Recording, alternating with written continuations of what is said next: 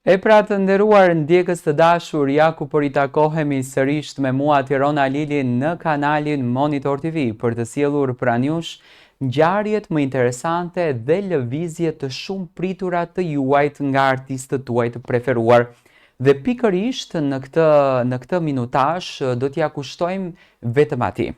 Vetëm Gjestit. Gjesti po rikthehet në skenë. Gjesti si që duket po rikthehet bukur dhe po rikthehet pikërisht me mbrëmje. Nëse Egli do t'jetë ftuar në Bruksel, nuk do të thotë që Gjesti nuk do t'jetë ftuar me koncerte. Ekzistojnë disa postera që unë i kam përfolur edhe javë më parë në rrjetet sociale që Gjesti nga data 29, më pas më datën 9, tetor, shtator, do t'jetë i ftuar në disa koncerte jashtë Shqipërisë, jashtë Kosovës, do me thënë në Europë. Si që duket, rikthimi i Gjestit pas 2 muajsh pauz nga problemet të cilat ju hapën me kompanin Onima, një kompani që Gjesti kishte bërë një marrëveshje për postimin e këngëve të tij në YouTube dhe monetizimin e tyre. Do me thënë një kompani që ruante të drejtën autoriale të këngës në YouTube për të fituar edhe lekët, normalisht që i ndajnë, do me thënë kompanit 70 me 30%, 70 për pronarin e këngës, ndërsa 30 për kompanin. 2 muaj larg rrjeteve sociale, 2 muaj larg Instagramit, me të drejtë, fansat e tij, publiku i tij filluan të hamencojnë se çfarë po ndodh me Gjestin, si është shëndeti i tij. Kemi patur deklarata të çuditshme, për shembull në Fiber nga Leo, ish banori Big Brother VIP Kosovës, që tha që Gjesti po përjeton një kalim të rëndë në jetën e tij, do me thënë vuan dhe nga depresioni. E ka thënë këtë një natë në Fiber kur ishte live, nuk është çudi për të mos e besuar, sepse në për problemet në të cilat Gjesti kaloi, në sfidën që Gjesti e kaloi dhe vazhdon si që duket ta kalon, apo është një mekanizëm që Gjesti ka përzgjedhur tashmë me menaxherin e tij të ri, në këtë rast Bonar Tajvazin dhe 360-ën, se çfarë forme do të vinë ato në skenë dhe se si do të dalin ato në skenë, të paktën në skenën të medjes digjitale, jo në skenën të koncerteve. Do me thënë mbetet një pikpyetje, por mënyra se si Gjesti u largua për një moment dhe i anuloi dhe koncertet, anuloi dhe publikimin e këngës në YouTube, këngën Gasolin, solli disa video që ju jeni dëshmitar të asaj në fakt, sepse keni dëgjuar vetë duke thënë që unë nuk publikoj këngë në YouTube derisa unë nuk e gjej rrugën e duhur dhe nuk e gjej zgjidhjen e duhur për punën time, sipas Gjestit, do me thënë, ai thot gjithmonë që njerëzit më kanë rënë në qafë, më kanë ngrënë bukën time, kanë ngrënë nga shpina ime gjëra të këtilla, ku më pas, do me thënë, patëm edhe deklarata nga vetë kompania Onima, në krye me Erkand Shabani, që Erkandi dha versionin e tij, më pas kishte Gjesti versionin e vet, por siç duket, të gjitha këto versionet në fund arritën që të kenë një version të përbashkët për të gjetur një rrugdalje më të lehtë. Edhe pse kontrata me kompanin Onima nga ana e Gjestit vlente edhe 2 vite me radhë dhe normalisht për të prishur një kontratë ka ato ligjet që duhet respektuar dhe koston në fund të ditës që duhet paguar për prishjen e asaj kontrate. Por në këtë mes, Gjesti pati një lloj largimi edhe nga rrjetet sociale. Tani kjo ka mbetur një pikpyetje shumë e madhe në qoftë se është një veprim i mirë menduar dhe me kastile që tek ndjekësit, tek fansat të krijon një lloj pikpyetje dhe të krijojnë një lloj zë që të flitet për të dhe të qëndron në qendër të vëmendjes, sepse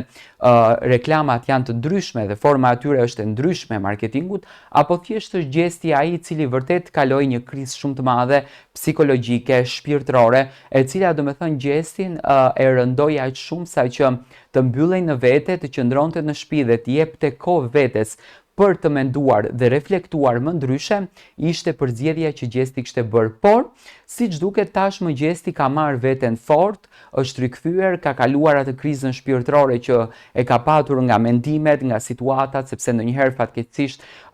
personazheve publik gjërat u rëndohen aq shumë sa që mendojnë që në jetën e tyre është fundi botës dhe nuk ka zgjidhje, por është Zoti mbi gjithçka që gjithmonë ta sjellën vështirësinë dhe normalisht ngjitur me atë vështirësi është edhe lehtësimi dhe prandaj gjërat duhet merren shumë shtruar dhe duhet mendohen më gjatë sepse jeta nuk është një ditë. Dhe siç duket lehtësimi i mendimeve, i situatave, i ngjarjeve të cilat tronditën median, krijuan debate televizive etj,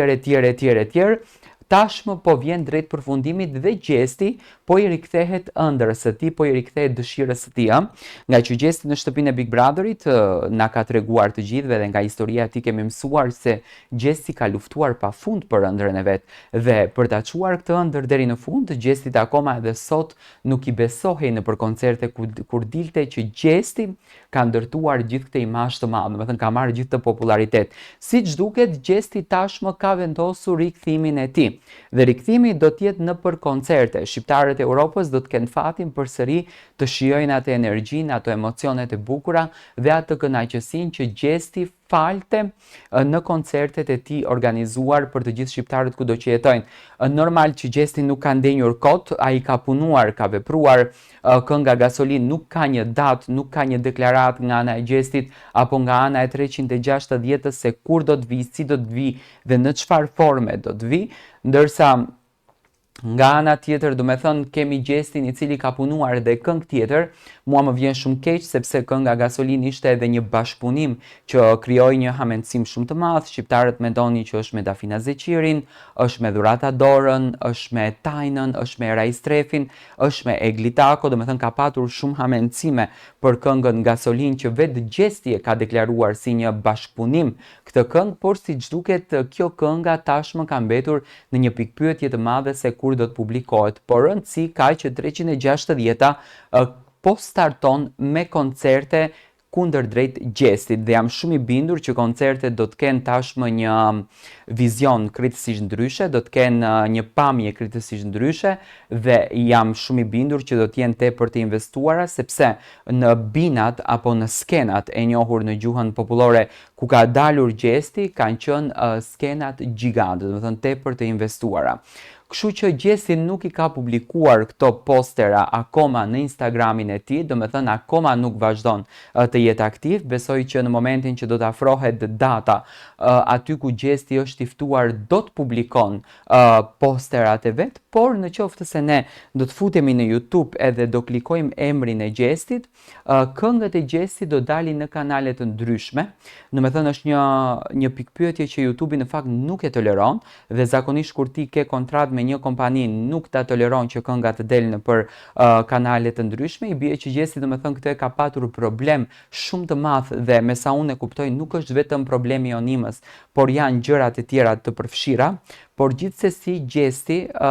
siç duket tashmë po i lehtëson gjërat, po i fut shinat, do me thënë po i fut rrotat e trenit në binar në shina, edhe po vepron në mënyrën më të mirë të mundshme. Unë shpresoj që gjesti të kthehet me energjinë e bukur, na ka munguar energjia e tij, na kanë munguar koncertet e tij dhe ju si fansa të kënaqeni të argëtoheni me ndjesinë që gjesti do t'u fal. Ne do takohemi sërish së bashku, mos harroni follow në TikTok Tirana Lili dhe subscribe në kanalin Monitor TV. Jemi këtu për ngjarjet më të fundit.